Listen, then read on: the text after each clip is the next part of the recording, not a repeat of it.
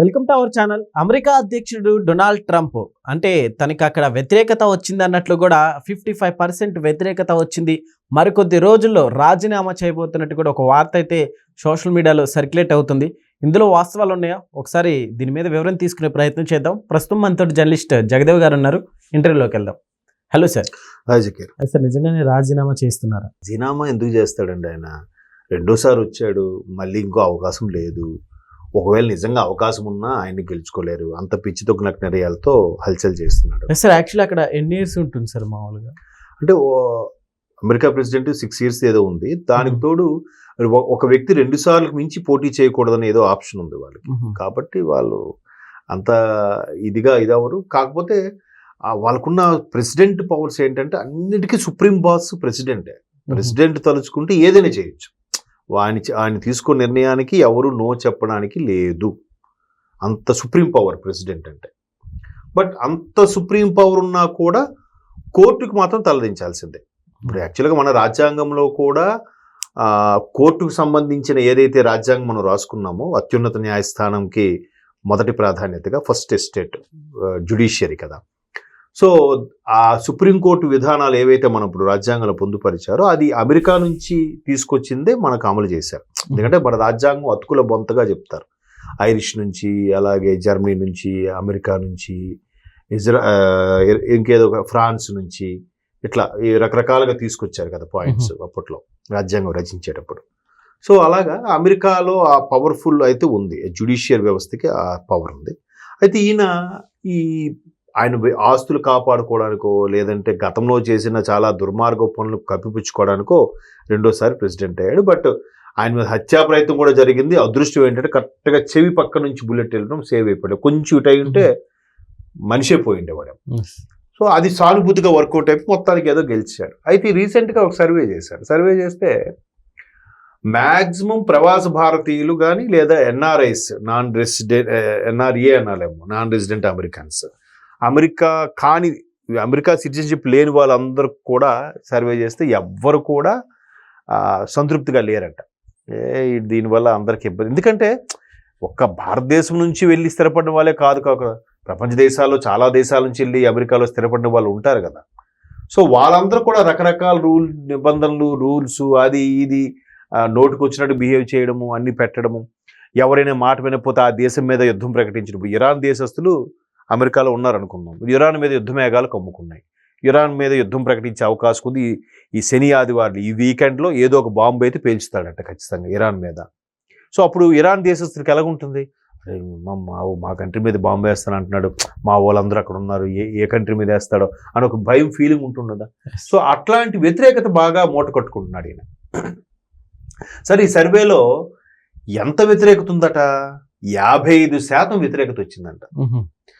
గత అధ్యక్షుడు జో బైడెన్కి సంబంధించి సర్వే చేస్తేనే 48% అంటేనే అమెరికా చరిత్రలోనే ఇంతమంది ప్రెసిడెంట్స్లో అంత వ్యతిరేకత ఉన్న మొట్టమొదటి ప్రెసిడెంట్ జో బైడెన్ అని చెప్పి ఓ కథలుగా ఇంటర్నేషనల్ మీడియా రాసేసింది. మరి అంతకన్నా ఎక్కువ ఉంది దీనికి. 55% వ్యతిరేకత అంట. 55% వ్యతిరేకత ఉంది. ఒక 20% ఏంటది ఫేవర్గా ఉన్నారంట. చూడండి, 100లో ఒక 20% ఆయనకి ఫేవర్గా మాట్లాడేవారు. మేబీ ఆ పార్టీ వాళ్ళు, లేదంటే ఆయన ద్వారా లబ్ధి పొందేవాళ్ళు, లేదంటే ఆయన ద్వారా అమెరికా షేర్ బ్రోకింగ్లో లబ్ధి పొందేవాళ్ళు మేబీ ఫేవర్గా ఉంటే ఉండొచ్చు ఆయన ఇచ్చే పిచ్చి తొగలకు నిర్ణయాలకి, పిచ్చి స్టేట్మెంట్స్కి. సో మిగతా 55% పూర్తి వ్యతిరేకత ఉంది. ఈ 55లో మరలా ఒక 20% ఎంతో కంప్లీట్గా ఎలా అంటే ఈయన ఎప్పుడు దిగిపోతాడో అని చూసేవాళ్ళు ఉన్నారట. ఇంకొక 20% ఏం మాట్లాడలేదంట, న్యూట్రల్గా ఉండిపోయారు. అంటే ఒక 20% ఫేవరు, ఇది 55, ఇంకొక 20, 55, 40, 95 అయింది. ఇంకా 5% కూడా ఏదైనా ఓకే అనేవాళ్ళు కూడా ఉన్నారంట. అర్థమవుతుందా? సో అలాంటి పరిస్థితులు ఎదుర్కొంటాడు ఆయన. నిజంగా జో బైడెన్కి 48% వస్తేనే ఎక్కువ అన్నారు, ఆయన్ని దింపేశాము, ఆయన ఏమీ చేయలేదని ఒక పెద్ద డిజాస్టర్ ప్రెసిడెంట్ ఆఫ్ అమెరికా అన్నట్టుగా ఒక స్టేట్మెంట్ కూడా ఇచ్చారు చాలా మంది. సో ఆయనతో పోలిస్తే మరి ఈయన పరిస్థితి ఏంటి? అలాగే ఇండియాతో వాణిజ్య ఒప్పందాలు, సరే ఇండియాతో చమురు కొనిపించలేకపోయాడు, ఏవేవో చేస్తున్నాడు, ఇరాన్ మీద యుద్ధం ప్రకటించానంటున్నాడు, తర్వాత అన్ని రకాలుగా అక్కడికి వెళ్ళి నేను శాంతి చేశాను, ఎక్కడికి వెళ్ళి శాంతి చేశాను, తన సొంత డబ్బా కొట్టుకుంటున్నాడు తప్ప దేశానికి ఉపయోగకరంగా ఏది లేదు. మరోవైపు అమెరికన్స్కు ఉండే పెద్ద డ్రాబ్యాక్ ఏంటంటే ఎటువంటి వాడు హౌస్ కీపింగ్ వాడు కానీ, ప్లంబర్ కానీ, ఎలక్ట్రీషియన్ కానీ, లేబర్ కానీ ఎవ్వరు కూడా శని ఆదివారం వస్తే పనిచేయరు. మరి ఆయా సమయాల్లో ఏదైనా ఎమర్జెన్సీ కావాలంటే ఎవరు చేస్తారు? వాళ్ళు ఆ దేశంకు పట్టుపోసుకు వెళ్ళిన వాళ్ళు ఇతర దేశస్తులు చేయాలి. వాళ్ళు రానివ్వకుండా లేనిపోయి రూల్స్ పెడితే ఎవడొస్తాడు? ఎవడు చేయడు. అంతెందుకు టెక్ దిగ్గజాల్లో కూడా సాఫ్ట్వేర్ రంగంలో బాగా వీళ్ళకి వీక్లీ 5 days అంతకు మించి వర్క్ చేయము. మన ఇండియన్స్ చాలా కష్టపడతారు. మన వాళ్ళని అక్కడ ఆపేస్తే ఒక 30 మంది ఒక ప్రాజెక్ట్ చేయాలనుకోండి, 30 మందిలో ఆ దేశస్తులు 15 మంది ఉంటారు, మిగతా 15 మంది ఇతర దేశస్తులు ఉంటారు. ఆ 15 మందిలో 10 మంది గ్యారంటీకి ఇండియన్సే ఉంటారు. మరి అక్కడికి వర్క్ బట్టన్ అయిపోదా? అప్పుడు ఏముంటుంది? ఈ ట్రంప్ రూల్స్ వల్ల మాకు ఆఫీస్లో బాగా ప్రెజర్ ఎక్కువైపోతుంది, హెక్టిక్ ప్రెజర్ అయిపోతుంది అంటారు చాలా మంది. ఎందుకు? వీడి సరిగ్గా పనిచేయడు కాబట్టి. ఎందుకంటే ఒకసారి మా బ్రదర్ ఇలాగే యూఎస్ వెళ్ళినప్పుడు తను చెప్పాడు అనమాట.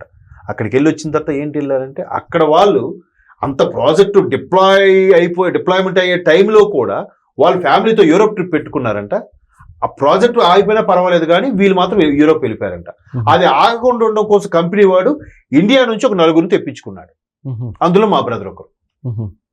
అంటే అదే మనం ప్రాజెక్ట్లో ఉంటే మనం ఏం చేస్తాం ఇండియన్స్? అమ్మో ప్రాజెక్ట్లో ఉందిరా, సెలవు అడిగితే బాగోదురా, సెలవు ఇవ్వడరా మా బాసు, మా మేనేజర్, మనమే ముందు అడగం. మన లాయల్టీ, మన ఒబీడియన్స్ అలా ఉంటుంది. వాళ్ళకి అదేం లేదు. మేము ఫ్యామిలీతో యూరోప్ ట్రిప్ పెట్టుకున్నాం కదా, మీరు ప్రాజెక్టు ఎప్పటి నుంచో ప్లాన్ చేసుకున్నాం, కుదరదండి, అవ్వదండి మీరు కాబట్టి వాడు ఏం చేస్తాడు? ఇండియా నుంచి రప్పించుకొని ఆ వర్క్ చేయించుకుని వాళ్ళకి మాత్రం యూరోపియన్ పంపించాడట. తను వచ్చి చెప్పాక నాకు ఓహో ఇలా ఉంటుందా అంటే వాళ్ళు దేనికి భయపడరు. ఎవడైనా జాబ్ తీస్తాంటే వాడి మీద కేసు, అన్ని స్ట్రిక్ట్ రూల్స్, వాళ్ళకి అన్నిటికీ ఇన్సూరెన్స్లు ఉంటాయి. ఇదే ఇప్పుడు గురించి ఆలోచించడు. ఇవాళ వచ్చింది ఇవాళ తాగి తిని పడిపోవాలంతే. మనలాగా ₹1 దాచుకుందాం. సో అటువంటి నేపథ్యం ఉన్న వాళ్ళకి ఈ ట్రంప్ విధానాల వల్ల ఎక్కడికెక్కడ కట్టడి అయిపోయి వాళ్ళకి వర్క్ ప్రెజర్ ఎక్కువైపోతే ఏమవుతుంది? స్థానిక ప్రజలు కూడా వ్యతిరేకత వచ్చేసింది కదా.